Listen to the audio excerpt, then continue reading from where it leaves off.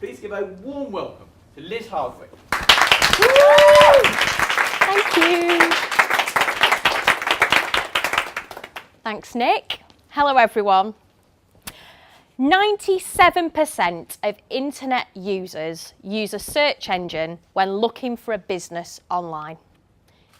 So that means that basically everyone in this room is using something like Google to find a business. Would you agree? Stick your hand up if you do that.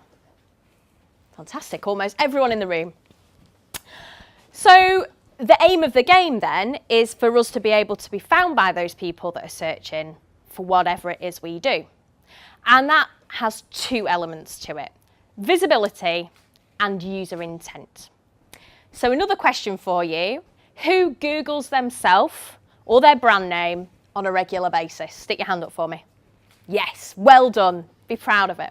For those who aren't currently searching for themselves or their brand name, please do it because it's very insightful.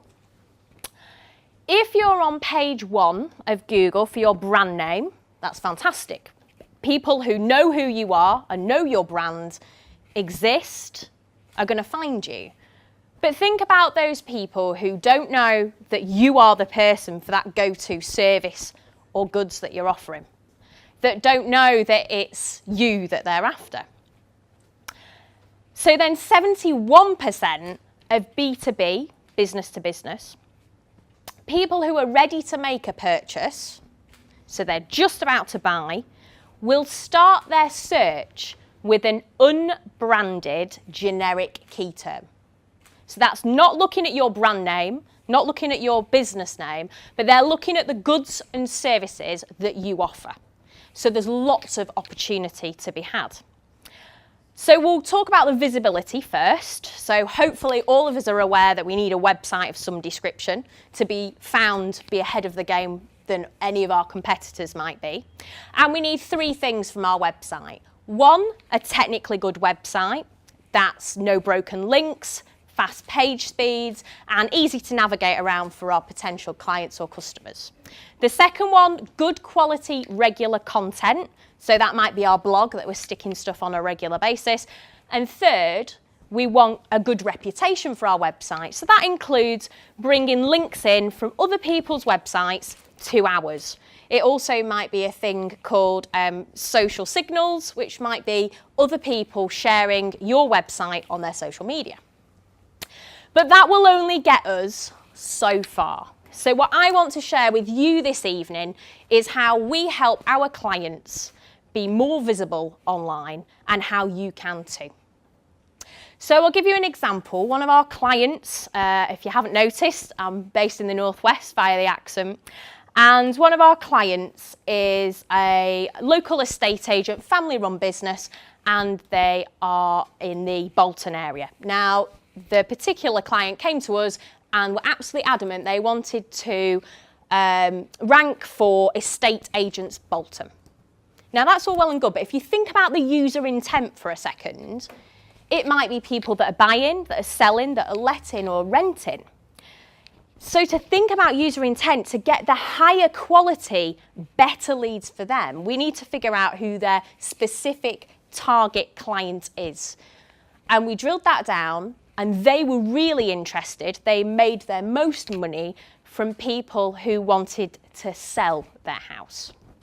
So rather than ranking amongst big competition for estate agents Bolton, we start helping them rank for Sell My House Bolton.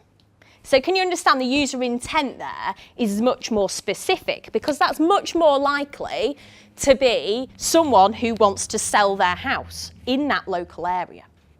So think about that user intent, how your potential customers might be finding you and what their intent is, what their thought process is when they're typing into Google for those goods or services that you sell, but they don't necessarily know they want to buy from you yet. So the 2 elements then, we've got user intent and visibility. What I want you to think about is how you can get to your target clients. So think about the fact that we are all using search engines. Your ideal clients are. So let's link the 2 together.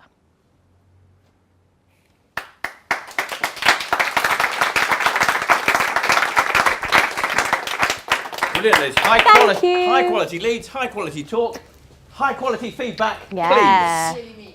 High quality. Hey. Awesome. Now, how many of you have a website?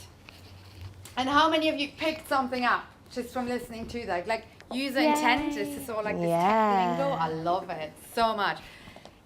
Liz, I think your biggest challenge was, and she said to me earlier, you know, I do really long talks, but I'm condensing it in 5 minutes. Terrible. Scary, yeah. It was so structured. Okay. I really felt like, you know, she would say like 2 things, 3 things, and it's like, oh my God, we Germans love that. Oh, okay, so cool. Yay. Really, really amazing. Cool. And I think, like, you know, for you, like, wanting to get more into conference speaking, this is what they want. They want, like, content. Cool. And I can really see that, like, being a really, really good keynote. I'd say a few things, this could be just me personally, but a few stretches in Anik's taste. But remember, there are loads of other people who have a different taste, right? Sure. In this kind of, like, chilled setting, we're here, it's cool to, like, say, thank you, Nick, and hello, everyone. But at a conference, just... You can thank the MC afterwards, right? They won't care if you thank them or not. And just really, like, your first sentence was so powerful. Cool. Start with that, and then you're like, woo, they're just bowed away because they don't really care that you thank him. How dare them, right? And obviously, the other thing I wanted to say, I forgot. What is wrong with me today? No. Like, next time you have to go first. One more thing. Oh, I got it. So I'd say soften a little bit. Okay. If this would be like 1,000 people audience, like full on powerless, Right, okay. Really soften a little bit. I'd like that, but maybe because I'm a bit of a softie. But also, like, there are some opportunities for storytelling. So, for example, when she was talking about her estate agent client in Bolton, give him a name. You know, there is James, and he's always like, you know, in this really expensive suit, running his agency, you know, in the high street of Bolton.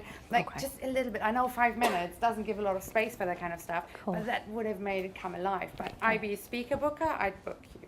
Fab. Thank you. And I am one, so I might book Yay. you. Thank you. Okay, good. So it's the first time I've seen you speak. I know we met in the ballroom. It's the first time actually. So you're clearly an expert in what you do. Okay. And it comes across very clear. Again, for me, just some stretches. I would go with bigger gestures. Right, okay. I was trying to calm it down as well. But the gestures, you can still go big because it's also more memorable. And if you'd like here 3 verses up here, I like this space. Right, okay. Or even here 3. It just emphasises the point a lot more. Cool. The other thing, kind of picking up on what Nick says, I just want to see a little bit more. You're a very warm person, right? You're very warm, you're very caring. And I just want to see that come through a lot more in your talk. It's very mechanical. I know what I'm talking about. I'm an expert. This is great. But let that personality come through, because that's, again, people by people. Yeah. And that will be my stretch for you. So over the next 2 days, I want to see a bit more of you come out in the talk. Brilliant. So really great stuff. Good. Thank you. Lovely. Well done. Thank you. Well, don't go away. Oh, sorry.